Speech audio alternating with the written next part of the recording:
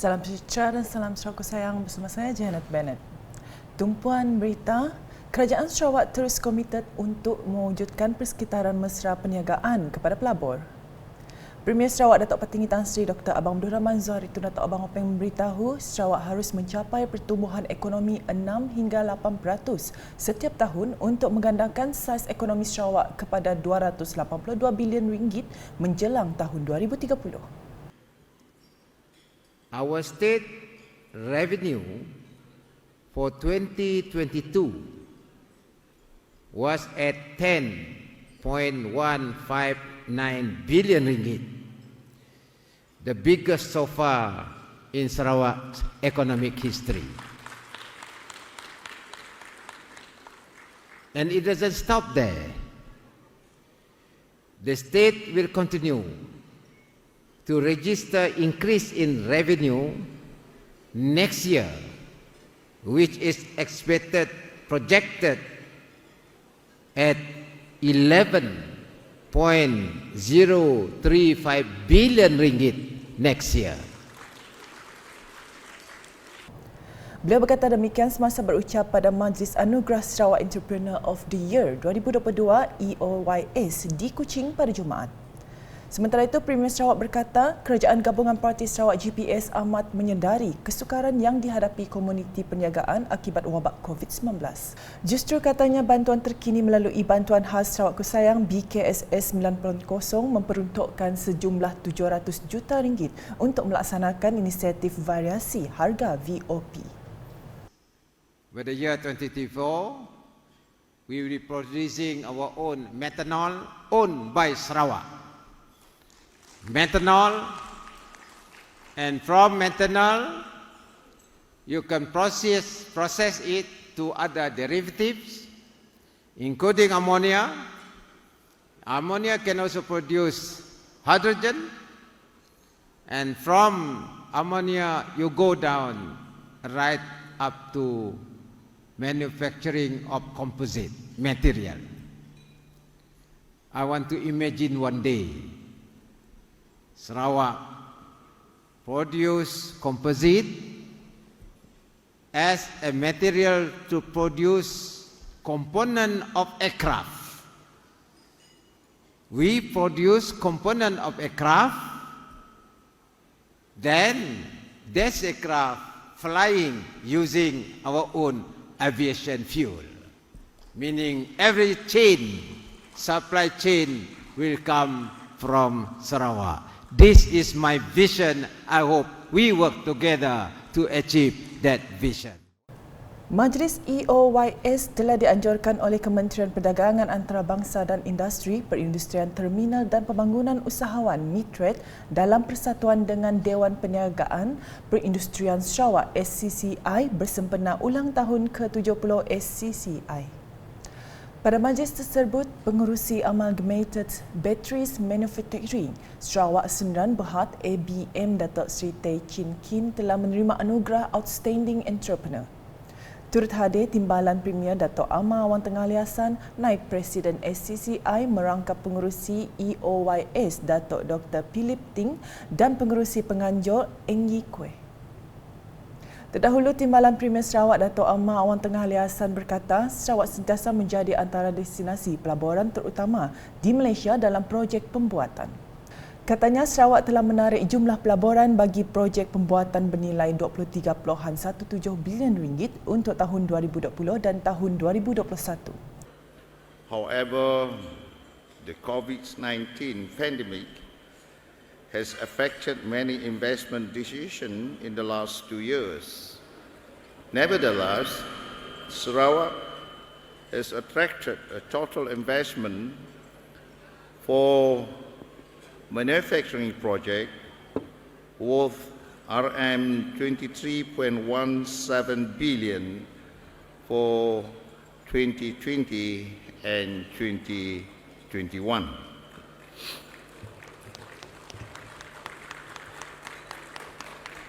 The government has implemented various initiatives, financial and non-financial assistance To mitigate the impacts of COVID-19 pandemic, under BKSS 1.0 to 9.0, the state government has implemented various assistances worth RM 6.7 billion to support our healthcare system, the vulnerable groups, the SMEs and others.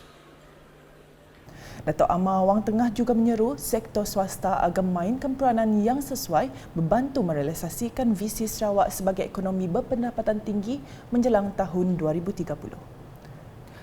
Laporan seterusnya, usaha ke arah pembudayaan ilmu dan pembelajaran sepanjang hayat harus ditingkatkan oleh semua pihak, terutamanya setiap agensi yang bertanggungjawab demi mencapai aspirasi Sarawak menjadi negeri maju menjelang 2030. Menteri Pendidikan, Inovasi dan Pembangunan Bakat Sarawak, Datuk Roland Sagawi In berkata, usaha menggalakkan budaya pembelajaran merupakan hasrat murni yang perlu dicapai oleh semua lapisan masyarakat.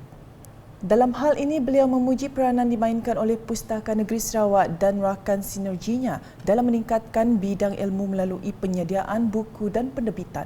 Bangga melihat Pustaka beserta dengan rakan sinergi yang lain bergerak seiring ke arah pemantapan industri ilmu ini kerana kepentingan industri dunia penerbitan dan pemasaran serta penjualan ini tidak dapat disangkal lagi.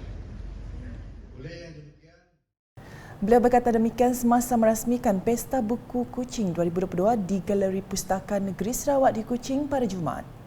Mengulas selanjut, Datuk Roland berkata industri buku adalah penting kepada masyarakat dan negara untuk menghasilkan buku yang baik agar dapat dibaca dan memberi manfaat kepada masyarakat. Katanya industri buku merupakan salah satu industri penting dan telah berkembang pesat di Malaysia dengan nilai ekonominya mencecah RM320 juta pada tahun 2020. Ke perkembangan persidangan Dewan Undangan Negeri Dun Sarawak ke-19. Timbalan Menteri Utiliti dan Telekomunikasi Utiliti Sarawak, Datuk Dr. Abdul Rahman Junaidi berkata, cadangan untuk melaksanakan pembinaan loji rawatan air di daerah Song yang baru sudah dikemukakan untuk dilaksanakan di bawah rancangan Malaysia ke-12 RMK-12. Menurut beliau, projek pembinaan tersebut yang berjumlah RM80 juta akan memberi manfaat kepada 1,895 isi rumah di daerah Song dan kawasan sekitarnya. Pertamanya, pembinaan loji rawatan air baru berkapasiti 20 juta liter sehari. Kedua ialah pembinaan sebuah tangki simpanan air aras tinggi ataupun high level water tank. Ketiga, pembinaan muka sauk air mentah, raw water intake. Keempat, pembinaan sebuah stesen pam penggalak yang baru, booster station.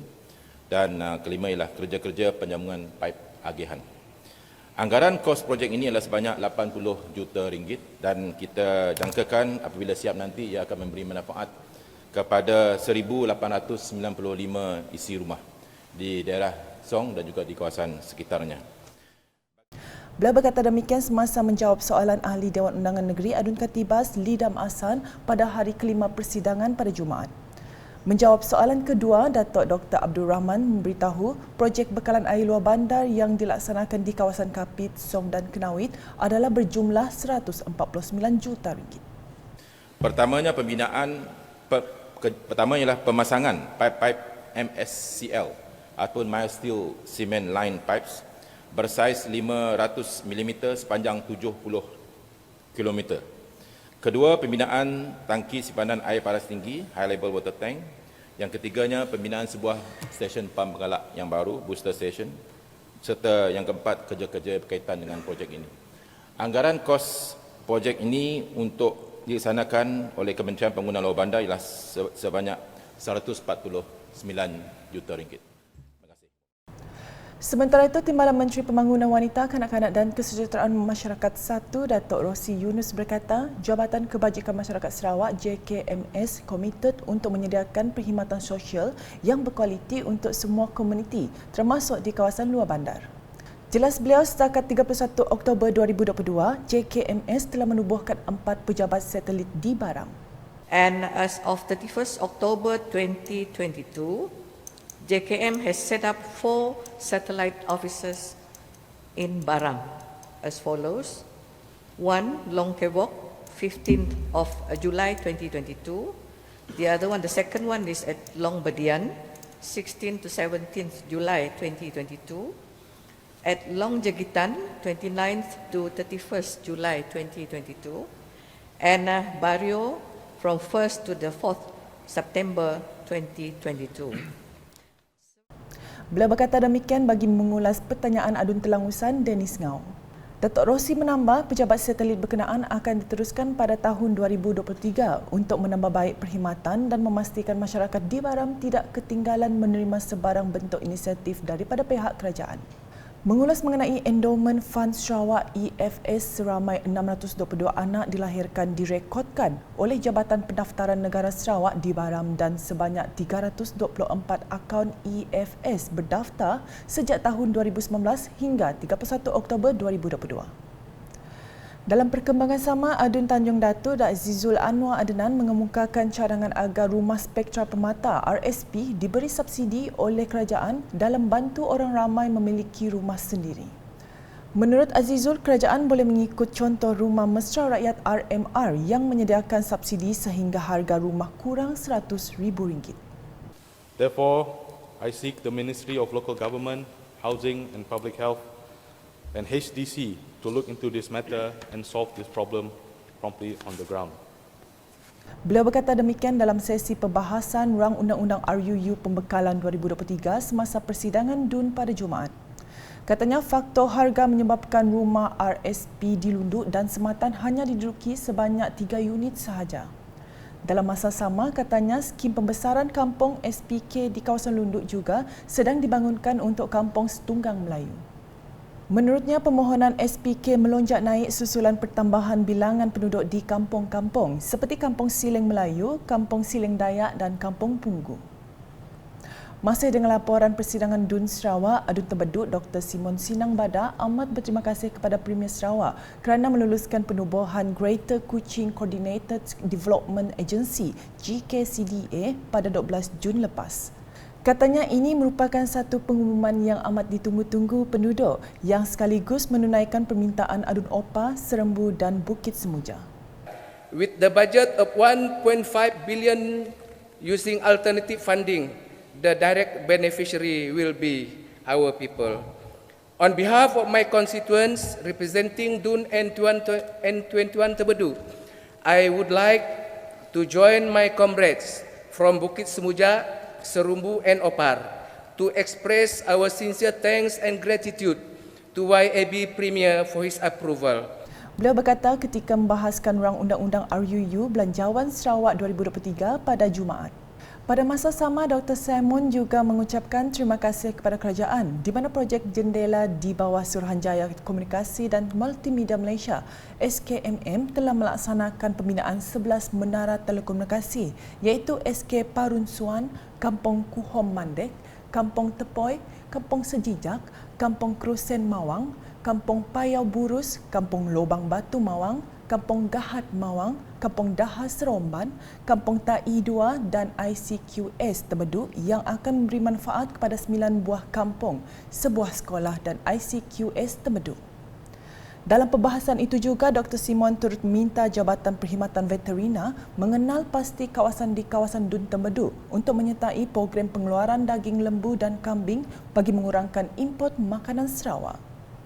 I am excited to note that MFICOD has taken some concrete steps and initiatives towards this self-sufficiency in beef and lamb. It's glad to note that we are more than self-sufficient in broilers, eggs and pork. Dalam pada itu, Adun Baleh Nicholas Kudi Jantai menjelaskan kawasan Dun Baleh memerlukan sebuah pusat kraftangan. Beliau berkata ia adalah keperluan kepada penduduk yang rata-rata memiliki kemahiran menghasilkan pelbagai kraftangan yang asli dan berkualiti. Namun demikian, hasil ini tidak dapat dikumpul dan dipasar kepada pembeli kerana tidak ada pusat untuk mengurus hasil kraftangan ini. Penubuhan pusat kraftangan ini dapat memajukan dan menggiatkan perkembangan dan memelihara standard perusahaan kraftangan dengan berbagai cara termasuk mengadakan perkhidmatan penyelidikan, nasihat dan memajukan pemasaran kraftangan. Beliau berkata demikian ketika membahas RUU Belanjawan Sarawak 2023 pada Jumaat. Selain itu, beliau turut mencadangkan agar Kerajaan Sarawak dapat memberi dana khas kepada para petani luar bandar bagi meringankan beban seterusnya meningkatkan pendapatan isi rumah bagi kawasan baleh khasnya. Masyarakat setempat sejak dari dulu lagi hidup daripada hasil bertani dengan menanam padi bukit sebagai sumber makanan utama dan menanam jagung serta sayuran untuk meneruskan kehidupan di kawasan pedalaman. Selain berburu dan menangkap ikan, kehidupan masyarakat pedalaman boleh diubah jika tanah yang diwarisi daripada nenek moyang diusahakan dengan betul dan terancang. Dalam ekonomi yang tidak menentu pada masa sekarang, para petani di luar bandar sangat terbeban kerana harga baja dan racun yang amatlah tersangat mahal. Sementara itu, Adun Tamin Insinyur Christopher Gira berkata agensi pembangunan Raskom atau RASDA akan mempercepatkan pembangunan di 4 kawasan DUN iaitu Mancan, Ngemah, Tamin dan Kakus. Katanya RASDA yang diperuntukkan dana berjumlah 1.5 bilion ringgit menjadi bukti dasar keterangguman kerajaan negeri dalam memastikan integrasi ekonomi bandar luar bandar yang lebih baik, dijangka untuk penyelarasan yang lebih baik dan pelaksanaan projek yang lebih berkesan. I would like to thank Yang Amat Berhormat Premier during gathering in Ngungun Kenangwit recently on the 17th of November 2022. Renewables announced and approved establishment of a new development agency, namely Raskom Development Agency or RASDA, with approved budget of 1.5 billion ringgit. RASDA will cover constituency, namely Macan, Ngemah, Tamin and Kakus. This is a reflection of the state government inclusiveness in ensuring greater urban economic integration, expected to be better coordination and more effective projects implementation. I believe this agency will accelerate development within this area. Thank you again, GPS Government.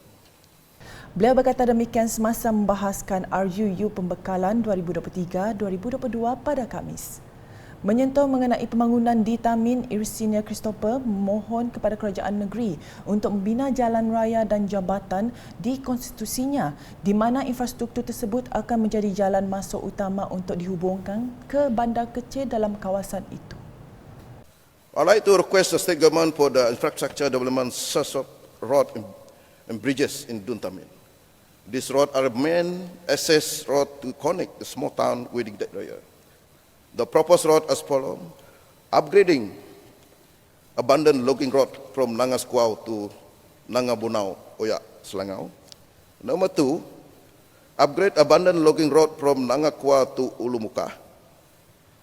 Number 3, upgrade gravel road Jalan Nangatajam, Batang Oyak.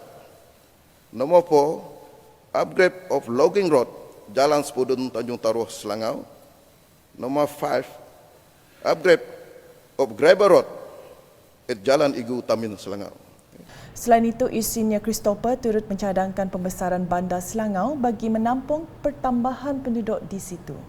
Beliau juga berharap kerajaan dapat menyalurkan peruntukan untuk menaik taraf 9 sekolah daif di situ iaitu SK Nanga Arau, Ulumukah, SK Sungai Pelagau, Selangau, SK Sungai Buloh, Selangau, SK Nanga Selangau, SK Nanga Kuak, Selangau, SK St. Mark, SK St. Matthew, SK Sebentik dan SMK Ulu Balingan. Sekian edisi Tengah Hari bersama saya, Janet Bennett. Berita lebih lanjut boleh didapati di semua platform media sosial UKAS termasuk portal ukas.sarawak.gov.my dan UKAS Channel di YouTube. #Menyebab Fakta, salam UKAS.